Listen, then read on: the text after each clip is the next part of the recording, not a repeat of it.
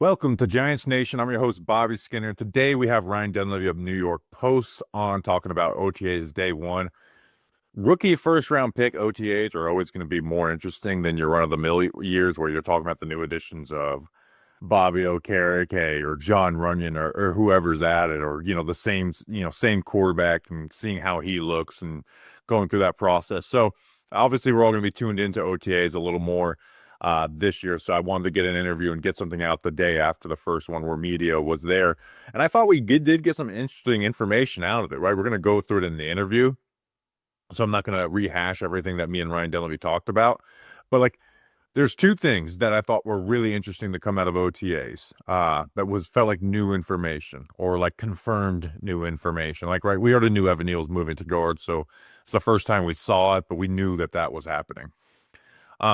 One, we've talked about Jaxson Dart and his plan and what the plan for Brian Daboll is for him and all that, and how they, plan to work him in and get him ready. I mean, first OTA is open to media and you're giving him some first team reps. I feel like that's kind of significant. Not to say that he's going to be starting right away, but just like they're not going to play these games this is our starter. Not even a game, but they're not going into this is Russ is our starter. He gets all the first team reps, which is how you should operate if under any other circumstance, in my opinion, especially in this OTA time with the new quarterback. So I like that they're giving Jaxson Dart some reps. The other one, which I'm going to talk about here now, is Mike Kafka calling plays in OTAs. And they'll sit here and say, oh, we haven't made the decision on that when they get asked about it next week at OTAs and a little bit to training camp. And Mike Kafka will be calling plays, and Brian Daboll will keep on pushing that back, just like he did last year when everyone knew that Brian Daboll was the play caller, even calling in the preseason. And same with Mike Kafka the first year that Brian Daboll came. They're just not going to give you those answers. Instead, when I think it would be kind of smart for them to be like, yeah, Mike Kafka is going to call the plays now. Just say it now. People write their stories about it, and it's not a story going into camp, but it's not that big of a deal, like story wise. Anyways, it's not something that they're writing about on the back page or whatever. But I'm a fan of it.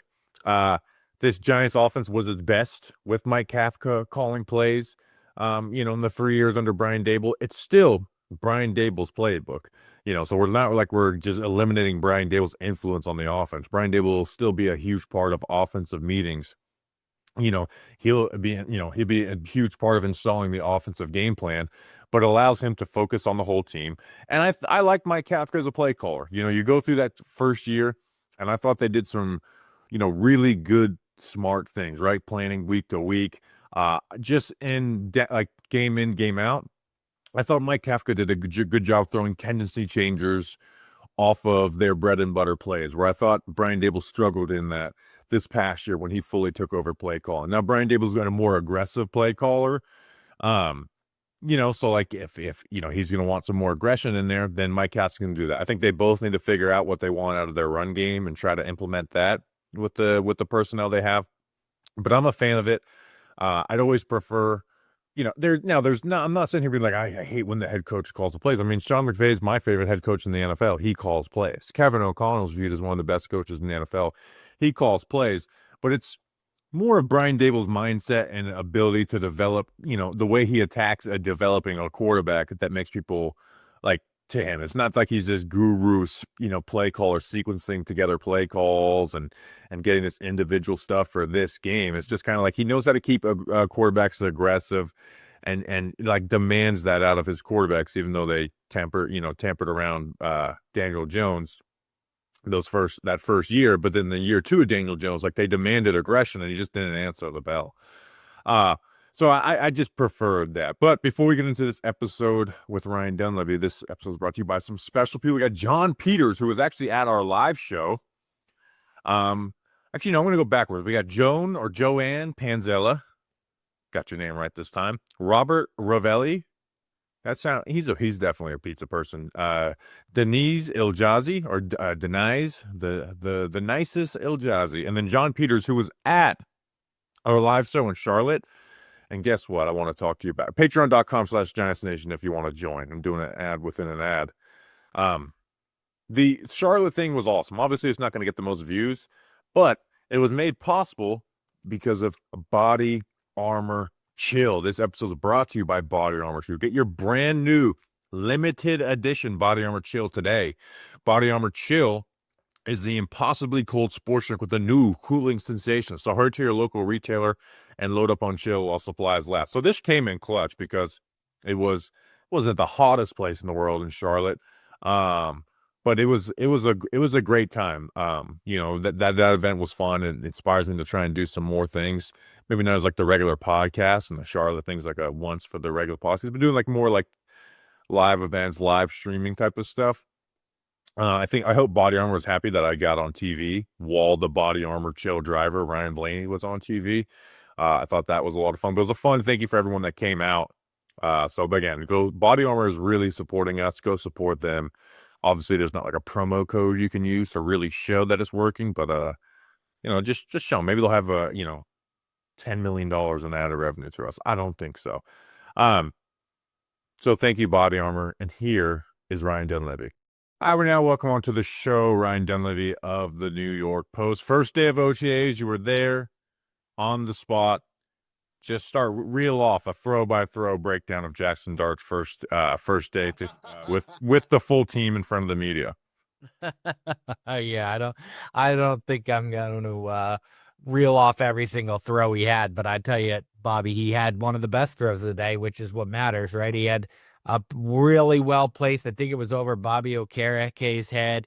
It was his first throw. Like, he had took very few reps with the starters, and when he did, he was running like RPOs and runs, and we were all getting kind of antsy, like, come on, throw the ball. And like when he did, it was a cliche on purpose. It was a dart from Dart right over the head of Bobby Okereke to Jalen Hyatt in the back of the end zone. And if there's somebody Giants fans want to see get going, it's Jalen Hyatt. So that was a pretty neat first team offense, first throw by Dart connection. Yeah, so I realized that training camp coverage this year is going to be elite because I'm sitting there just refreshing. Like, I'm tantalized by every tweet that comes in. Like, I think the first 11 on 11 session, Dart handed it off, and I'm like, come on, throw the damn ball. So I'm excited. That's exactly. I'm excited for other people to view my tweets like that in training camp, waiting for those moments.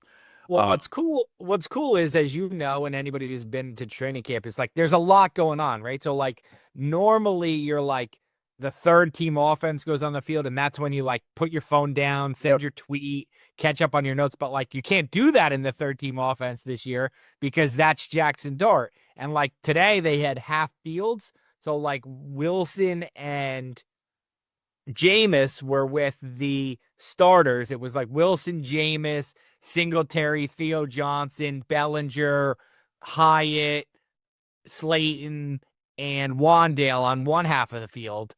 And I was watching that half of the field with maybe like 2 or 3 other reporters. But most of the reporters were watching the other half of the field with like Jaxson Dart, Tommy DeVito, and all the backups.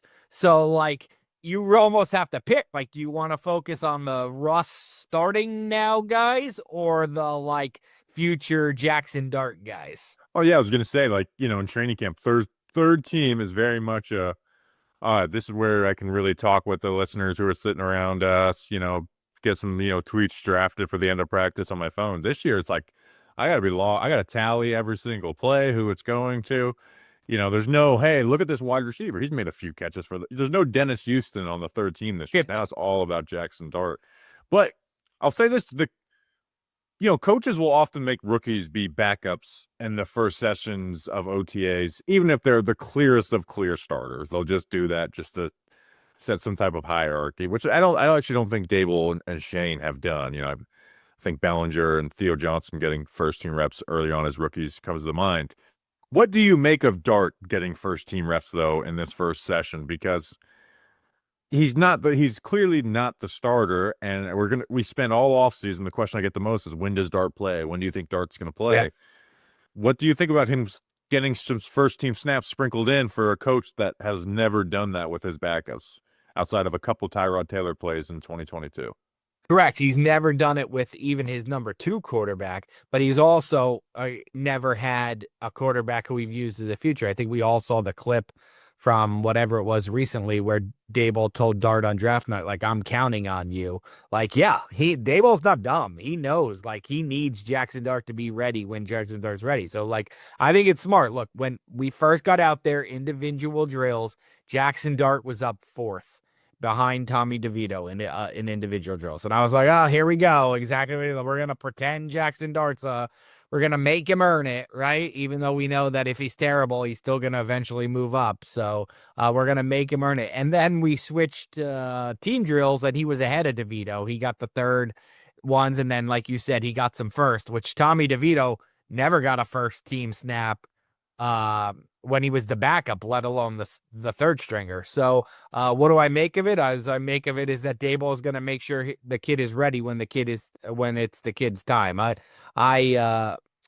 not going to do this thing where Daboll's always like, oh, the third stringer takes no practice snaps, no 11 on 11s all season. He's going to throw that out the window week 1 of the regular season. He's going to have a totally different quarterback preparation plan than he's ever had here before, because it's not going to be like Jaxson Dart is treated like a third string quarterback. He's going to be treated like a future quarterback who might play this year, not your typical third string quarterback, which is the right thing to do. I like coaches who adjust and don't just say, this is what I've always done.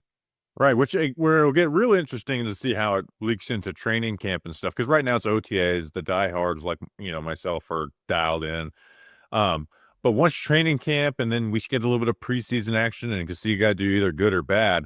If they're still sprinkling in those Dart first team reps, then I think that's where things get a little more interesting as we get, like, not to say that Dart will start week 1, No, just as we get into the season, like that will be in my mind. Like, okay, they really do want to get in these. Because I remember even Daniel Jones, where we all saw a path to Daniel Jones starting week 3, that his rookie season.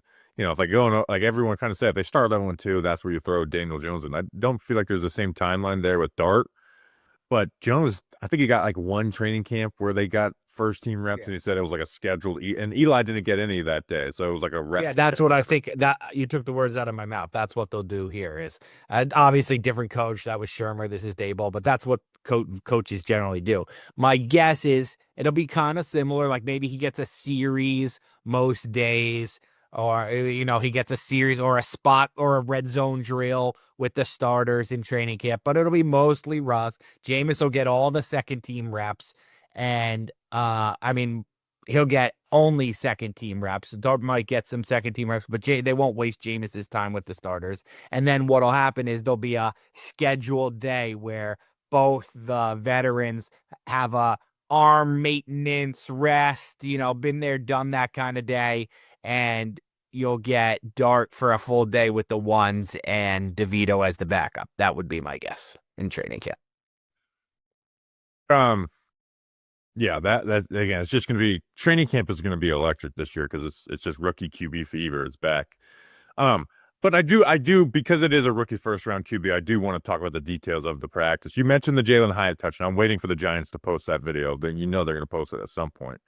The other thing I was looking to get information, because again, OTAs, you pay attention to them, but he ran a lot of RPOs too. I mean,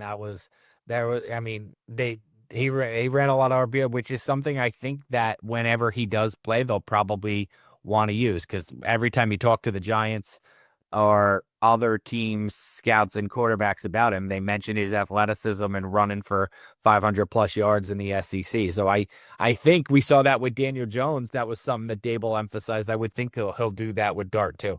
Yeah, that's what I'm not going to do the whole when is Dart going to play. I feel like I've done that too many times already, and we're left in them. Let's just put my week 10. Let's just put that on the record. Okay, we like. What I'm interested in is whenever he does play, is it a like, oh, this dude's ready, or is it a like, hey, we need to play him, like, let's get heavy RPO, play action, design run, like simple type of, one read, and then kind of, kill it type of plays. Like, what will they put on his plate, like with the actual playbook when they do play him? Are they gonna, or like, so will they do that and like give him like the easy button offense? Or will they be like, no, he's not ready for the offense that we're trying to run, and we'll wait until we absolutely want to play him, and we're living in an ideal world. I'm do the whole job security thing right now.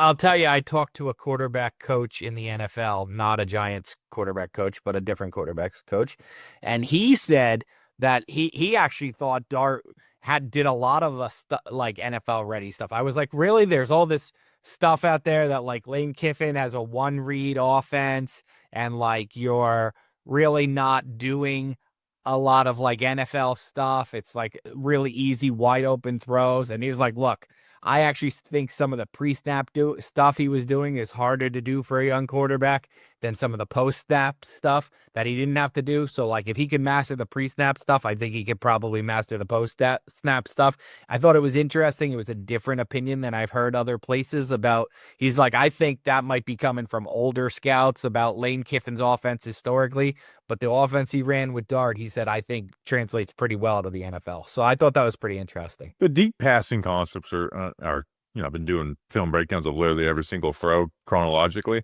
but yeah, it's the deep concepts are NFL concepts. It's just there's no like second level, first level type of stuff in that offense that's transferable, or at least a lot.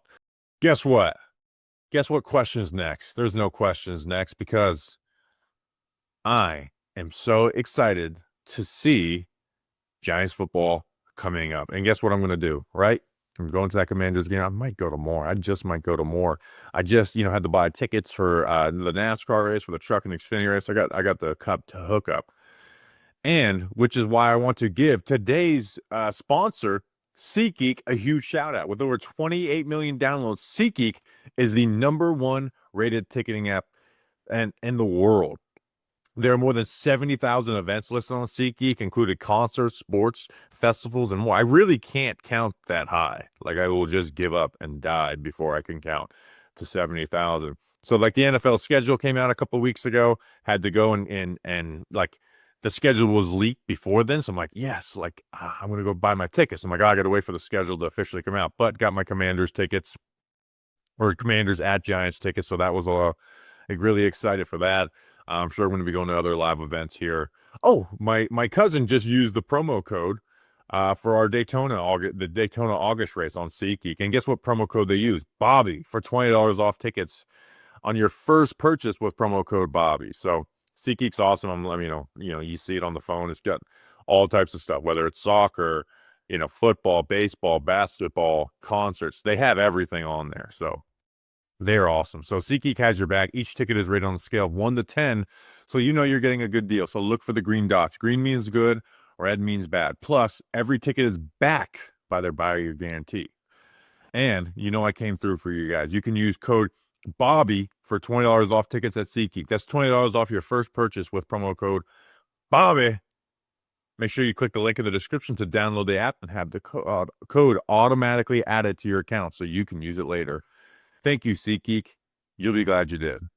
But talking about offense and concepts and readiness and all that, the thing I was looking to get out of today was who is calling in the plays, because it came on my radar when Kafka was doing it for rookie camp. But rookie camp is the one session where you could explain that away. But like, it's rookie camp. We're trying to look at 80 different guys. 65 of them we're never going to see again. So we want to get a close-up look as possible on all these guys. Kafka calling the plays. But I said, once we get to OTAs, they're not going to waste any time with this. They're not going to be like, we're trying this. Once you get to OTAs, they are called. The only ways I can see it changing is if Dable is not happy with it. And I just don't see that happening through an OTA or training camp schedule. It seems like Mike Kafka is the play caller again after having year 1 of full control of it, year 2 of it going back and forth, and then year 3 totally stripped of it. What do you make of that? I think it's the right decision. I think it should have always been the decision with Kafka. But what do you make of Mike Kafka most likely being the Giants play caller this year? So this is the third time in 4 years we've had to have this, like, who's the play caller debate, and like Dayball won't confirm it until like September 5th or whatever, and he just like strings us along or whatever. But like I don't want to interrupt you, but last year's was very funny because there was like a question all through camp, and he wouldn't reveal it. And then it was the first press conference of week 1, and then they're like, I think Jordan asked him, like, so who's going to call plays? He's like, oh yeah, I'm going to do that. And it was just like, okay, we finally got here. Well, so like it's the third time in 4 years, and the first 2 times, like, there's never been any like back and forth flip flop. Like whoever's done it has done it the whole time. So like, yeah, I think Mike Kafka is going to do it because like there's no reason to think he's going to like next week's going to be Dable and the next week's going to be Kafka. So like, I think once he gave it to Kafka, like I don't think he's going to lose it. I agree with you. I think it's the right thing to do. I think it was the right thing to do last year. And everybody knows I'm not a Giants homer. I don't agree with most of the things they do, let alone all of the things they do. But I agree with how they've handled the play calling. I thought it was smart to give it to Kafka originally, let Daboll be the head coach of the team oversight. Thought it was smart for Daboll to take it over. The offense was, pedestrian at best under Kafka. Well, it got worse under Daboll. So he didn't inject some magic sauce into it that you don't, that like, oh, look, he's the answer even if we don't have a quarterback. No, it turned out like if you didn't have a quarterback, then you didn't matter who your play caller was. So now you feel better about your quarterback situation. Let Daboll go back to being the play caller. I like some of the stuff. I feel like Kafka's stuff is a little bit more week to week changing matchup based than Daboll's stuff is. I think Daboll mostly is who he is and tries to run what he runs. And I think there's a little bit more week to week variance in Kafka, which makes sense. His whole job is to study the opponents and whatnot. So I like that aspect of it. I always go back to like the first year Bears game where they played like 3 tight ends, like for 47 snaps each or something. They've had never done that before or after, but that was matchup based on that Bears game. That was the game I think where Saquon finished the game as the Wildcat quarterback. Yep. So yeah, I think there's definitely a degree of that, and from people I've heard around is that Kafka has a little bit more personality maybe this year, or is a little bit more comfortable in his own skin. And I wonder if that's maybe because he got a vote of confidence, because obviously they've been dangling him for years. Like, we're going to strip you this, but we're not going to let you go to the Seahawks. We're going to, I think the joke other reporters have used is like he got stuffed in a broom closet, but wasn't allowed to actually leave. It was like, we're going to promote you, but strip you of these duties. So like, he was always kind of in a no man's land. And I think maybe now he's kind of 4 years in, like figured out Daboll, figured out his role, figured out what works, getting his play calling back. Like, I think maybe Mike Kafka, you might see a little bit of a different Mike Kafka. Well, and it's not when you get Kafka as the play caller either. It's not like, oh, well, now there goes Brian Daboll's play. It's like Brian Daboll's, even Mike Kafka here. I remember listening to him on an interview about, I can't remember what it was. It's like, it was a very unique situation where they hired a play calling offensive coordinator, and the first thing he had to do was learn the playbook. That Brian Daboll and Shea Tierney and Bobby Johnson brought over with them from Buffalo. So it's now still, you have Daboll's vision in there but I think I do the film reviews every week. I do think Mike Kafka is better at sequencing those things together and building tendency changes. And like you said, having a better week to week plan. Now, I will say this, Daboll's got to stick to it. Like, he can't do the thing he did in 2023. Yeah, absolutely not. Where he's like Shea Tierney's constantly looking over Mike Kafka's shoulder, where like, it one bad half, it's 20-0 against the Cardinals, and Daboll takes it back and gives it back to him. Like, this can't be it, man. Especially if you're trying to, maybe Russell could do that, because Russell does some he gets in trouble with changing plays at the line of scrimmage anyway, right? Wasn't that the deal in Pittsburgh? Russ got in trouble for that. So like, maybe Russ can do that, and Russ and Kafka can figure that out. And it's better for Kafka to butt heads with Russ than it is for Daboll. But like, especially Dart. Like, if you're going to be working with Dart, maybe let Daboll spend his extra time that he might have spent not being the head coach, but on play calling. Let him spend that time meeting with Dart. Let him spend that time not preparing the week 5 Saints game plan, but like spending that extra time with Dart, making sure that Dart knows the playbook, rather than his extra time, drawing up third down plays for the Saints. That's what I'd like to see, to be honest with you. Let him have Kafka, let him stick to Kafka, and let Daboll and his right-hand man, which is Tierney, not Kafka, let them spend their time on Dart. And I want to echo the thing is now that it is Mike Kafka, it needs to stay Mike Kafka. And like you said, not this and not and if we ever get to a point where it's like a week 11 where it's like Brian Dable officially takes it back and not like the behind the scenes stuff, that's when it's like, you guys are in trouble if you're doing this shit again. That would be a pretty weak look to go and do that again. But I want to ask you this on this. John Mara said in his end of season press conference, I suggested that maybe he doesn't call the plays, and then Brian Dable in his press conference 10 minutes later said, "Oh, I actually brought that up," and we all joke about how that's not true. What do you think? What do you hear about the influence on that decision from John Mara? I'll say this. John Mara also essentially hinted that Shane Bowen should be fired, and Shane Bowen's still here. And actually what they did was they put a lot of confidence in Shane Bowen by spending, I looked up the number the other day. I don't know what it was, like $150 million on the defense. So I would say, like I always say to this question, like I said about Saquon Barkley, like I said about Daniel Jones, I think John Mara lets his opinions be heard, and Joe Shane and Brian Dable, for lack of a better term, have to pick their battles or whatever. Like, what do we want to tell him no on? What do we want to have conviction in? What do we want to see his way?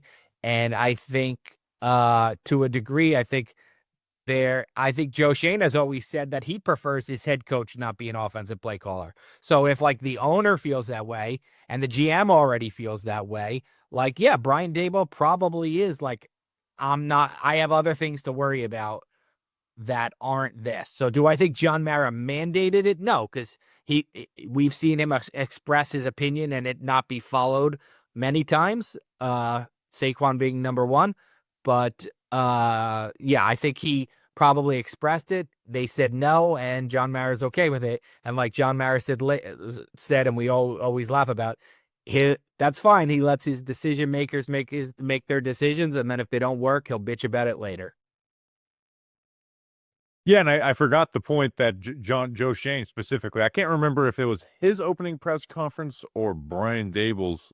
It was Dable's, where he said he'd prefer that but that's not the only time. Plays. That's not the, like I said, this has been we've talked about this 3 out of 4 years. That wasn't the only time Joe Shane said it. He's doubled and tripled down on he prefers his head coach not to be the play caller. Yeah, well, so again, we see it go back to, and again, there's Mike Kafka's calling it in OTAs. He's calling it in the regular season. But again, why? But again, I always go back to, like, if you value Kafka enough that you keep blocking him from other jobs, then like let him do it, like, or let him go and promote Shea Tierney, and Shea Tierney can just be Brian Dable Jr. Well, it's just also, again, they had a very bad year on offense last year where it's hard to make that argument. Like, see what happened when I took it over. Even though it was better. Anyways, I'm not going to go through the whole backup QB shit. So I do want to do some depth chart stuff. You know, it's first time of OTA, so the first time we get to see some of that stuff flushed out. Who was in place of John Runyon and Malik Neighbors? So Hyatt was essentially, the 3 first-team receivers were Hyatt, Neighbors, and Wandale. So Hyatt, I guess it was the one in place of Neighbors. The next receiver up was Zach Pascal, which I thought was interesting.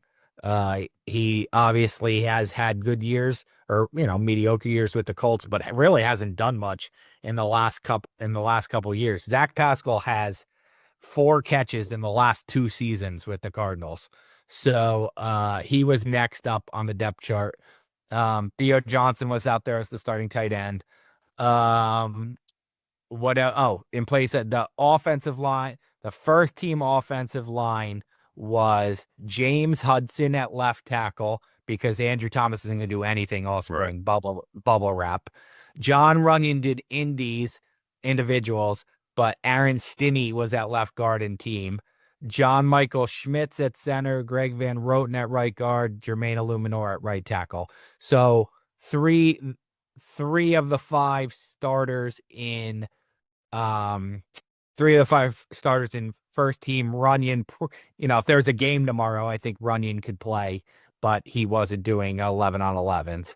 And then James Hudson was the left tackle, which tells you James Hudson is the swing tackle, which people are going to be glad of when I go to the second team offensive line was Josh Azudu at left tackle. I don't even care anymore. I'm not going to get worked up about that. Still at left tackle. I'm going to skip left guard for a sec. Center, Austin Schlottman. Right guard, Jake Kubas. Right tackle, Marcus Mbow, who I've been told is going to be a little bit more of a guard / tackle than he is just strictly a tackle. I think he might bounce, but he might switch based on the practice. And then left guard was Evan Neal. That was the news. Like they've said he was going to move to guard, and I think everybody kind of thought he was going to move to right guard just because Runyon was entrenched at left guard and Van Roten's a little bit more replaceable. So everybody was like, oh, he's going to be a right guard. But he played left guard, not right guard at Alabama, and he played left guard, not right guard today. So that was interesting. I thought he was the second team left guard. Made me wonder if they're going to let him, like, if he performs well at left guard, would they move him up to first team left guard and move Runyon to right guard and that way bump Van Roten? They're obviously not going to bump Runyon, but they could bump him from left guard to right guard. I thought that was pretty interesting. Yeah, we'll see how Neal looks at camp at guard, but I'm not really like playing any Neal scenarios out of him playing. I think I see it. I get it. I get it, right? I get it. Like you don't want to be you don't want to be sold on him being good at it, but don't downplay how important it is to Joe Shane to salvage something out of Evan Neal. Like this is one of those tie goes to the runner situations. Like if it's even remotely close between Evan Neal and Van Roten or whoever, or like they're gonna want to get something out of Evan Neal. Don't just write him off as like, oh, he's a backup for the season. If there's a chance that he could be a starter, they're gonna make him a starter. That's a headline right there. Clip it up. Something you brought up that I wasn't planning to ask you. You said Marcus Mbow. You heard that they're going to kind of work him at both, because that's what I'm hoping for. You know, we've done these summer episodes, Ryan, and I've talked about like rotating this guy. I hate it, and it gets into an argument. But like Mbow is someone who I want to see him try everything. Hell, let him get some practices at center as well too. So you've heard that they're going to use him at more than tackling, you know, early on. I've heard that in practice he will be both. That's what I've heard. Now today I think he was strictly right tackle. And maybe that's going to be the case for training camp while Andrew Thomas is down and Runyon's down or whatever. But like I think when they're closer to full strength, maybe mandatory mini camp, maybe training camp, I've heard the plan is that he will practice at both spots, which, you know, they don't usually do with young players. They like to let them settle into one spot, but I've heard he will do both. Which I'm a fan of. Like he's kind of find his best position. Yeah, like again, he is someone where I could make an argument for him being better at tackle, center, or guard. Like, and he's probably not going to. He's probably not going to play this year because they have James Hudson. They have backup interior depth with Austin Schlottman signed, and you know Neal's a backup. Who, like I just said, they're going to want to play if he can play. Azudu's still on this team. Like, so like. They have backups. Mbow is probably not going to play. So, but like, could he be Jermaine Illuminor's replacement at right tackle next year? That's the like plan, right? The thought is, all of a sudden you have a cheap backup that you don't have to re-sign Illuminor in 2026. So like, I would treat Mbow like a developmental player. Let him get his reps at both spots. Figure out where he's better. And see if you got something, and you know maybe he ends up overtaking somebody by week 11 or 12. Yeah, he's a 5th round pick. Yeah, try stuff out. Try stuff out until you find a nice, comfortable NFL home. They're so used to having to force their 5th round pick to be like the swing tackle or the swing guard or whatever. They're so used to having to force that guy into the games. I don't think they have to do that now. They actually, I don't know how good the offensive line is, but they have depth on the offensive line. They have former starters at backups, and I think that's important. Right. Was Bellinger in the shuffle of things at all? When they split the half team, he went with the starting tight ends. So I thought that was notable because he's obviously, I mean, he might be the 4th tight end at this point because, you know, Theo's the starter and Manhertz is the blocker.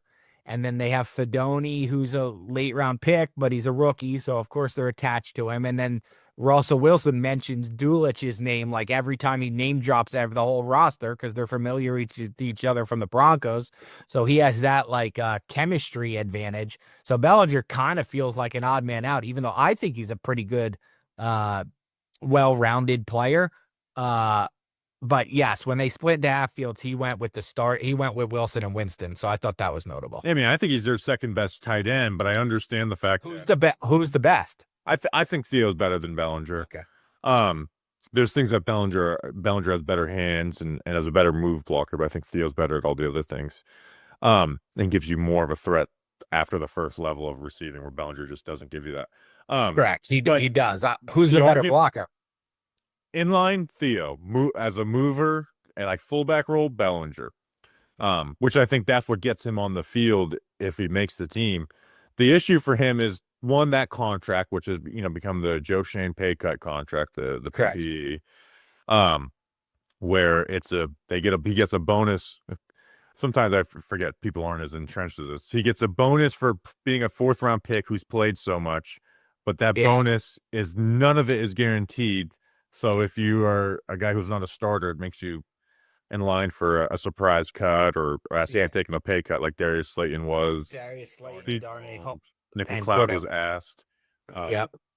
Cordell Flock could have that happen this year too. Yeah, which I think Flawed has enough ground to stand on and say no. Bellinger, I think, is a little more true. But again, where Manhurts is the best inline block, like Manhurts, he's been around the NFL for 15 years because he's an offensive lineman and a tight end body. Yeah, and then how attached are they to a 7th round pick in Fedoni, like you said? Because you never want to cut your rookies, but if there's one that made sense, but you're not count Dulich. Well, that's the thing is how much is that Russell Wilson name dropping a 3rd round pick from. He was a rookie when Russ joined in Denver, or how much is it? How much do they value him? I know they picked him up off waivers, but I don't know. Dulcich is kind of one of those fast tight ends who isn't actually a tight end, so we'll see. But again, that's something I'm paying attention to. Is where does Bellinger fall in the shuffle of everything? Is there any other notable like depth chart stuff that stuck out to you? I'm trying to remember who the first team. So I'm looking at it right now. So the first team. Oh, I'll tell you, there was, the number one thing that stood out was Abdul Carter played a little inside linebacker. So, I think that's really important because I do think there are going to be opportunities. People think Shane Bowen's this like rigid guy. I really don't think so. I think Shane Bowen was in survival mode last year with a very under-talented team. I don't think he's set on like, let's play soft zone. Like Paulson and Debo's here, I'll play more man. I don't think he's set on like,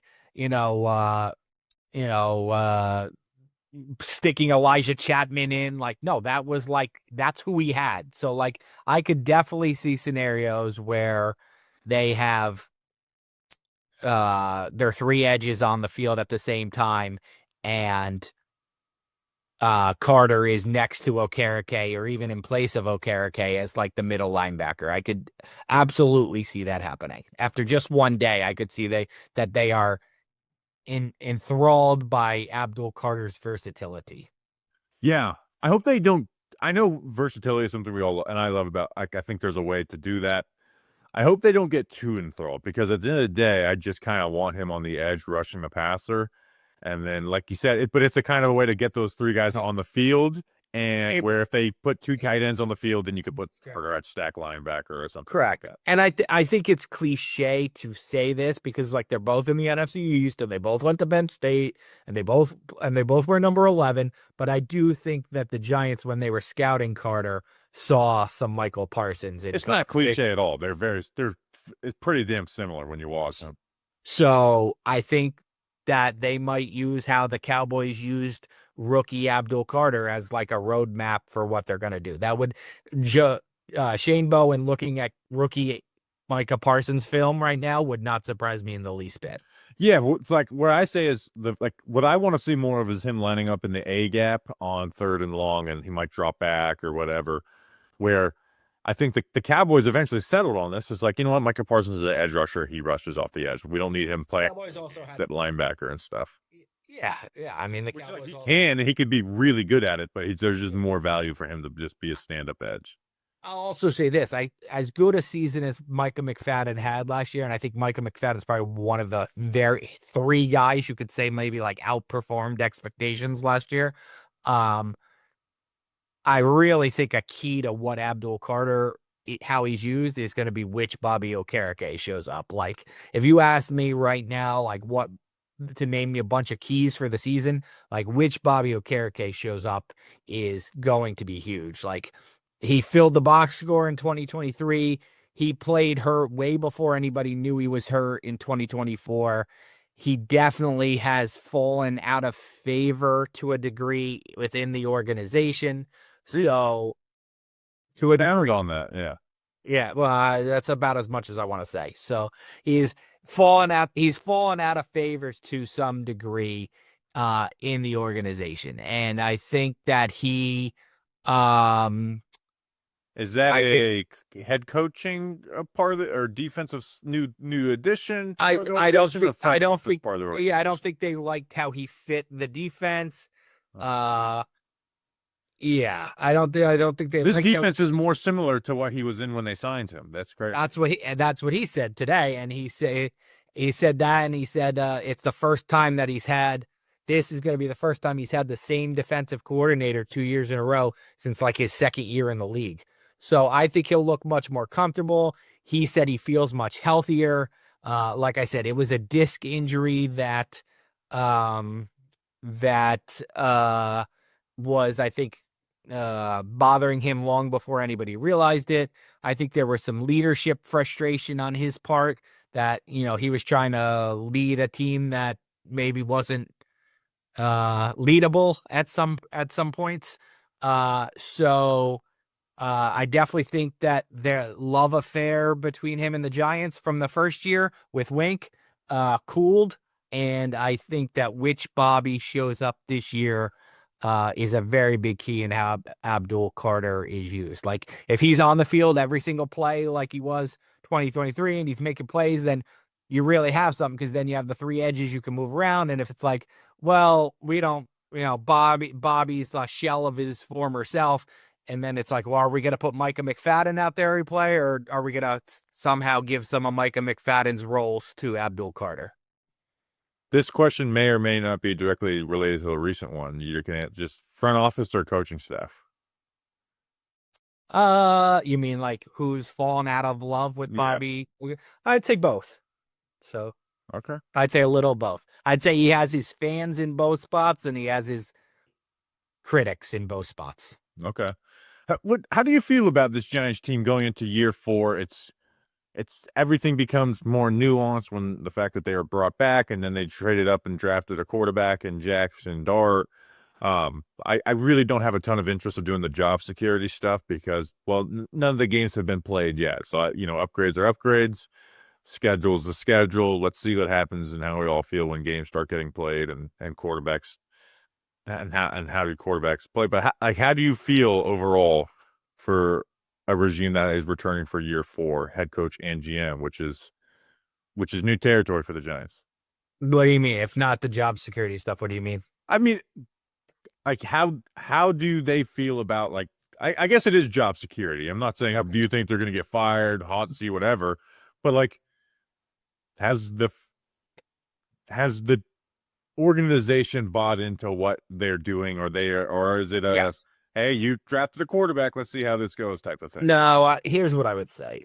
From 8 years around John Mara and, and company, I don't think John Mara is somebody who makes this, who wants to, I think that John Mara is somebody who very hard tries to avoid making the same mistake twice. And I think if you sat down and had a candid conversation with John Mara, he would tell you that where he thinks Daniel Jones went wrong is firing Pat Shurmur after Pat Shurmur's second year. After Daniel looked pretty promising, we had the too many turnovers with Pat Shurmur. Pat kind of lost the locker room, and it might not have been a great leader, but he was an awesome offensive coordinator. He was good with quarterbacks. Like, they probably could have surrounded Pat with maybe better assistants. His staff wasn't great, and maybe gotten more out of Daniel Jones. I think that's where John looks and says, we ruined Daniel Jones when we fired Pat Shermer, it brought in the new staff, and Jason Garrett and Joe Judge like hammered home the turnover thing, and they like kind of neutered Daniel Jones into this like game manager type guy who he wasn't as a rookie. So that's my long-winded way of saying I would be very surprised if, short of like a Ben McAdoo, guys are walking out of the locker room situation, like walking off the practice field, if Brian Daboll's in trouble this year. Like, sure, if you go 1-16, I guess you're gonna get fired. But like, if they went 5-12 or something, like, I'd be very surprised. I think when they committed what they committed to scouting the quarterbacks, when they committed what they committed to drafting a quarterback, I think that was very much a 2-year commitment to like, okay, like you're going to work with this guy and then we're going to see him in 2026 and he's going to be your guy. Like, I can't see a scenario where they fire the GM or the coach and then they bring in a new guy, because the GM is going to say, oh, I had Jaxson Dart as a 4th-round pick. He's not my guy. Or the head coach is going to say, I thought Jaxson Dart was a terrible player. I liked Shedeur. They'll hire the GM who says they like Jaxson Dart the most, is what'll happen. Yeah. Yeah, exactly. Or that. So then you have, confirmation bias hiring.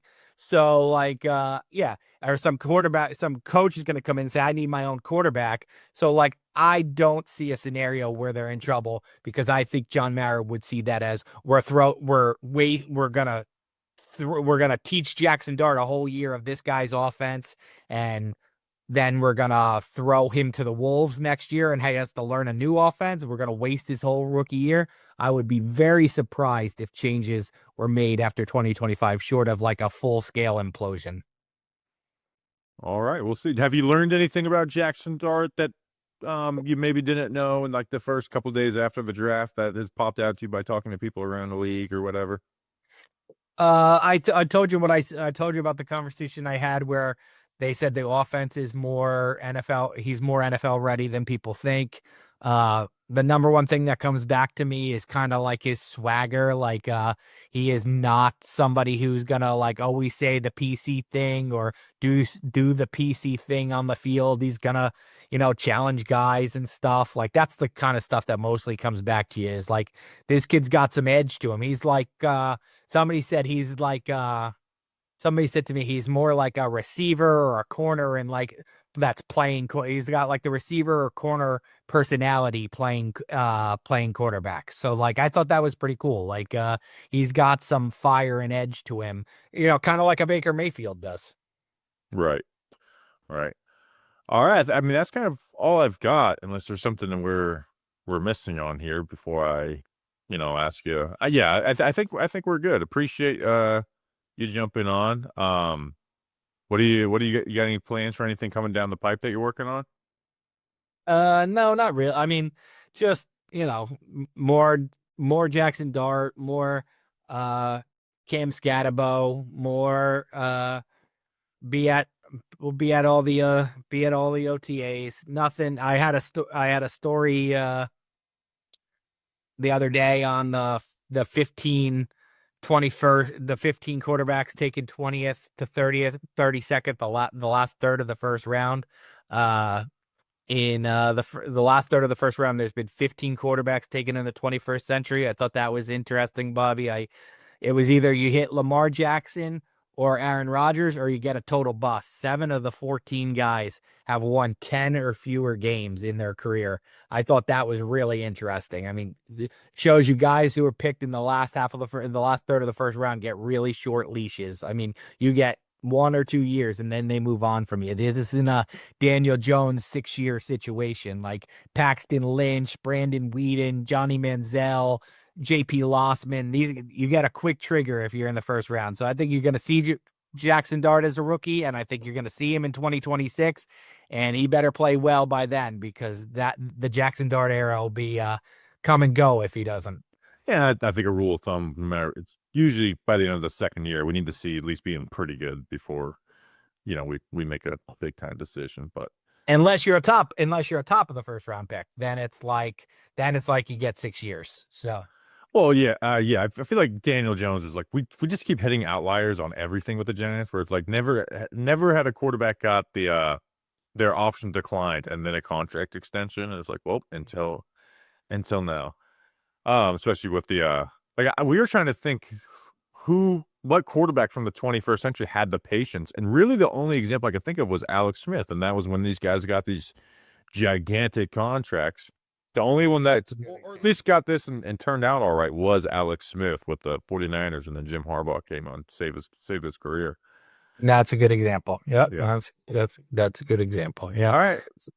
Yeah. Appreciate you jumping on, dude. We'll talk soon, and thanks for jumping on. Thanks, Bobby. All right, thank you, Ryan, for jumping on the show. First time on the Giants Nation show, so congrats to him for making his first appearance on the show. So we moved towards June, right? So got some things on the plate for June. We're gonna keep up with OTAs, have some interviews. June means way too early draft month with Grump, so we got some stuff coming down the pipe that I'm excited about. Again, thank you guys for all the support. Enjoy your guys' weekend. We'll be back on Tuesday with another episode. Haven't figured out exactly what we're going to do, but got an idea. So appreciate you guys very much. We will see you then. Until then, let's go Big Blue.